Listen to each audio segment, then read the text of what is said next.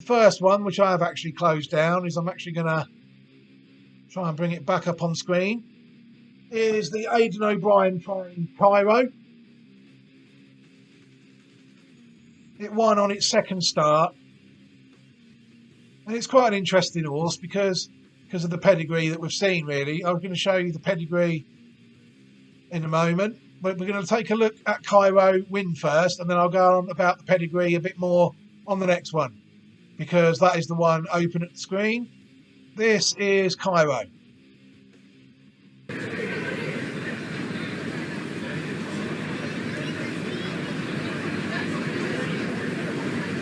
That off in the first race, 9 runners over 1 mile, and the Vanguard Plus Irish EBF maiden. Well into stride, High Court Judge, and running the rail is Warrior Line, and the gold-coloured cap prominent in the centre is Broad Daylight. To the outside is Cairo in the purple and white jacket. Our boy Wes is up with the pace as they head for the turn. Just over 6 furlongs to go, and it's Warrior Line disputing the early running with Cairo and Our Boy Wes. Not much between the three, tracked by the Grey Kingswood and High Court Judge. Gulf of Mexico on the outside of Broad Daylight with the final couple. Coming up to the 5 furlong point, Pearl of Australia, and last of all is Voice of Reason.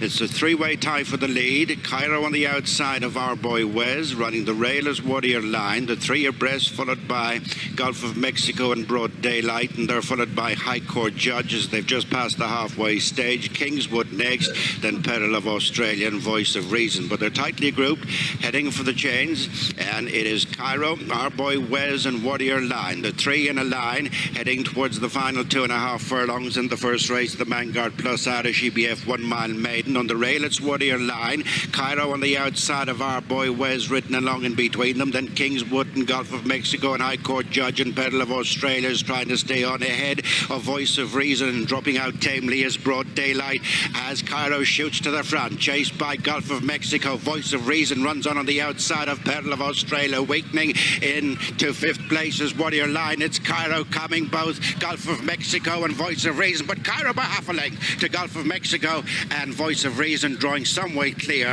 of the 4th in Pearl of Australia. Cairo just tonight here in... Well, it's won that race, like I said before I turned the microphone down. But I thought that was an average ride by Wayne Lord, and I think he went far too soon on the horse. And it was up from 6 furlong to a mile. I think he nearly got caught out there with the up by 2 furlongs. It'd been all right over 7, but he went way too soon on it, and as a consequence of that, it's just held on.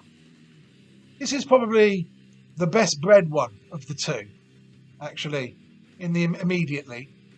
Because the Damn Cuff is a listed winning full sister to several pattern race performers.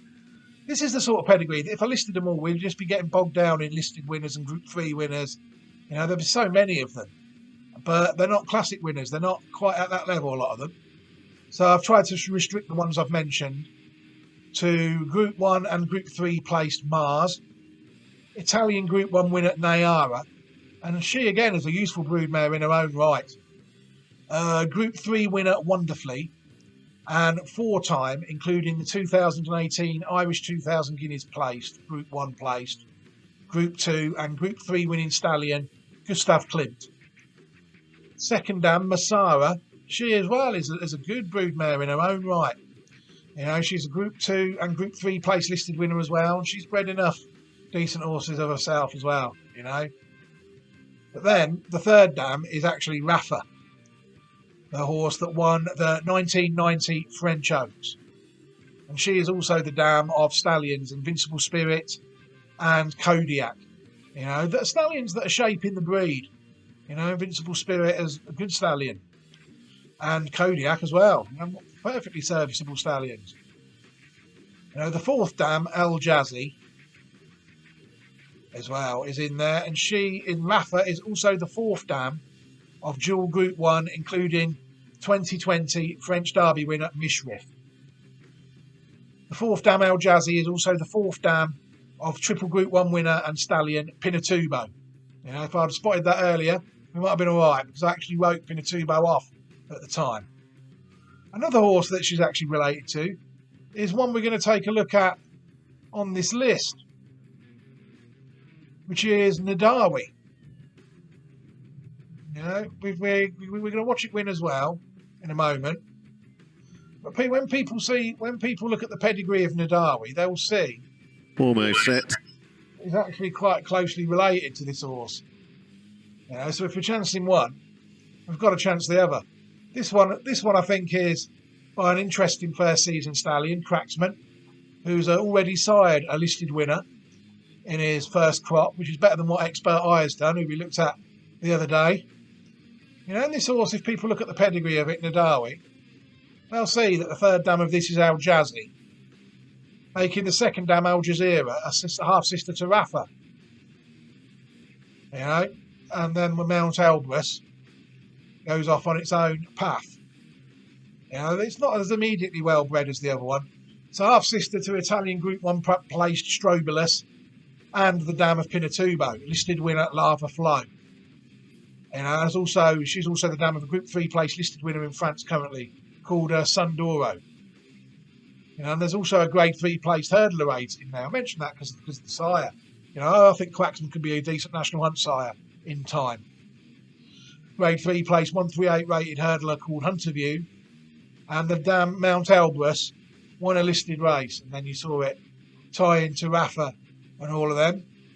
Where that ties on to the legendary pedigrees is quite interesting. You'll see that Rafa is on line 7A. She's actually quite near the top, you'd have to say, of this. Now, other horses that are in the 1850s, Derby winners, and that West Australia cleaned up in 1853. We're actually down here, Rafa. There's the French Oaks winner. I missed one there, Ready for Life, the Czech Derby winner of 2005. There's Al Jazzy, an Invincible Spirit. You know, but before that, you see, there wasn't really that much on that line, but it's definitely decent in the modern day. What else we've got on this line? We've got other horses, see, turning the 19th and 20th centuries. You know, we've got to be looking and making sure we're not talking about horses that are way too far back. You know, we've got the Italian Derby winner of 1974 there. Gladness, I think that might have been the horse that won the Gladness Stakes. That's got Gold Cup, they're named after her maybe. Royal Gates, another good horse there. Stayer. You know, but if people have a good little scroll round through it, they'll see that a lot of this pedigree is nearly 100 years old. You know, and they present it in a way that some of them they've had. There's Rockfell, 1,000 Guineas and Oaks winner in 1938, Rockfell. You know, so that's a good Guineas trial named after a Guineas winner. That's what I like to see. Chris Kin would be quite a recent one, and Luso. So we're following horses on this line before with Wargun and that Warsan. I think we had one out of Luque and Princess, didn't we, not so long ago. So that's that section covered, and you know, it's a line that we have looked at before then. This is 7E. 7A, sorry. And that was with Meme. You know, which is a horse that we're just sort of on the verge of dropping out. Meme on the verge of dropping out. So there is work to be done on this line for us to get up to date with it, with a horse, but hopefully one of these two will do the job. Meme might still even do the job. Funnier things have happened. You only have to watch that listed race yesterday, you know, at Doncaster, that was won by a horse rated 75. You know, I'm fairly certain that Meme had to beat that. I'm fairly certain that a few of ours would have beat that. They weren't entered in the race. So then them two horses I think will be quite interesting. Let's have a look at Ndaawi win before we move on. Almost set, 8:02, easing into stall 6. They're ready, stand by. They're off to race over a mile. They came out of the stalls with varying degrees of haste, with 2 or 3 particularly slow to go. Rathgar missed it in the dark blue and maroon. It's all about you was slow to get going, and slowest of all, Aussie Mandate, who's having to catch up as they now begin the incline at the end of a furlong and a half. Among those two race hands, Life takes up a prominent position. The short price favourite tracking the pace, dark blue and orange on the cap for Will Buick. The nose-bounded rule of thumb tracks the leading pair as they continue to climb. And then 2 past 8 with a blue cap in 4th place ahead of Tenerife Sunshine in an orange jacket. At midfield for Sea Eagle in the light blue. Rathgar away towards the inside area with It's All About You, and the back marker as they bear right-handed at halfway the slow Aussie Mandate. Up ahead, it's her stablemate Nightlife who's dictating. To the nose-banded Rule of Thumb and Ndaawi a neck away in 3rd as they straighten now for the final 3 furlongs. 2 past 8, Royal Blue Cap still in 4th place. Away to the left, Tenerife Sunshine is being pushed along. Further left, Rathgar being asked for his effort. On the extreme right, It's All About You shaken along. In behind, Sea Eagle in a light blue jacket is trying to thread through. Moving on down outside the last quarter mile. Ndaawi second for the moment, making hard work of this, and Nightlife still just about has the lead. Here though, down the near side, It's All About You. Sea Eagle in the light blue drawing alongside. Ndaawi now beginning to respond for Buick. They've got a half furlong to cover. Nightlife, Ndaawi coming alongside. It's All About You flattening out. Ndaawi, Nightlife battling back. Goes to the judge, could be Buick again. Ndaawi on the near side of Nightlife. It's All About You chasing them in with Sea Eagle, Rule of Thumb, and up to Rath. Well, that was a horse that took every inch of that trip to get home. A driving Newman to the opening. You know, I mean, that just reinforces what I think about the stallion. I mean, it's done well, I think, to sire these horses over shorter trips and make them quite competitive, including winning a pattern race. You know, because I've got this horse down as maybe a jump stallion, if I'm honest, Cracksman or something like that. It's going certainly headed in the right direction, the stallion, without any shadow of a doubt, compared to some first season stallions. And hopefully Ndaawi is one that will be able to do something for us. You know, it's got Barathea pedigree in there that we know is decent, that we've looked at before. It's also obviously got Galileo and Franco in there, which makes it scary sire, really, Cracksman. If you think about it, 10 years' time, it's got to get there. It's got to get there. You know, this is a good, interesting first 2 or 3 years for the horse. Yeah, so we'll have to see. We'll have to see how we go with it.